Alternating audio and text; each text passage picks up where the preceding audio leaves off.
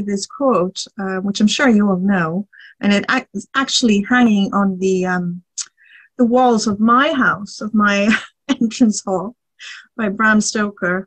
There's a very important Irish Gothic tradition, obviously, and the British as well. But it's a very nice quote to begin the evening with, I think. And I mean that, you know, you're all very welcome here. I thank all of you for coming.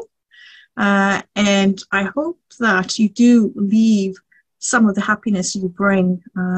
We've had a very nice introduction with some of you, but I hope you also take some happiness and magic with you. So before I get into... Francisca Faugere. I'm French, and I left, when I was 20, I left France to go to Germany to do nursing. So I studied nursing there, and so I'm 30 years already a nurse. And then I went to theater, and I'm a theater nurse for 25 years. And I started DoTerra 5 years ago because I was really, really sick. And I was on antibiotic and steroids, nothing was helping. And what happened is, because it wasn't helping and nothing, they thought maybe I had something with the lungs. I had X-ray, nothing was showing. But a friend of mine, she said, do you not want to for a natural solution? And I said, well, can you take internally? And she said, yes, you can. They're really pure essential oils. You can do that. So I gave a go. And 2 days doing the program that I was given, all my symptoms, all my issues were gone. So the issues were from coughing. For months, I was coughing. I couldn't breathe properly. I had pain because I was coughing all the night, or the day and night. I was coughing, so I had pain everywhere, and particularly the thorax, so all the chest and all that. So what you could do, for example, for Halloween is to have a pumpkin spice diffuser blend. So if you could get, for example, cardamom, wild orange, cinnamon, clove, and ginger. So what you do is you put 4 drops of cardamom in your diffuser with... Just a little introduction on my phantoms. Phantom quartz, okay, they're a type of quartz, and they're a crystal that occurs when the growth of the crystal is interrupted.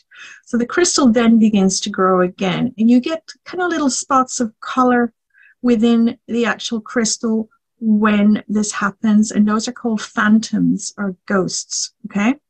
They're mineral deposits. So they appear like a ghost, and it's basically another crystal within the main crystal, showing the life story and evolution of the crystal.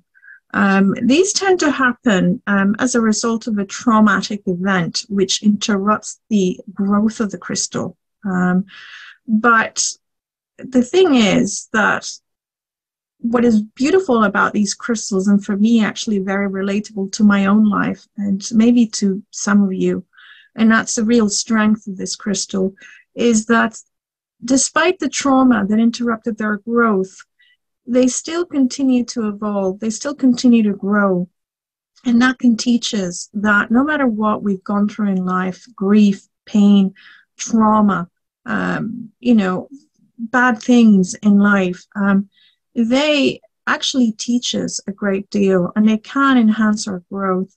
And we can, just like these crystals which you're about to see, become beautiful and, you know, evolve and transform, just the way these crystals have done, just like the phoenix, you know, rising from the ashes. We can learn a lot from trauma.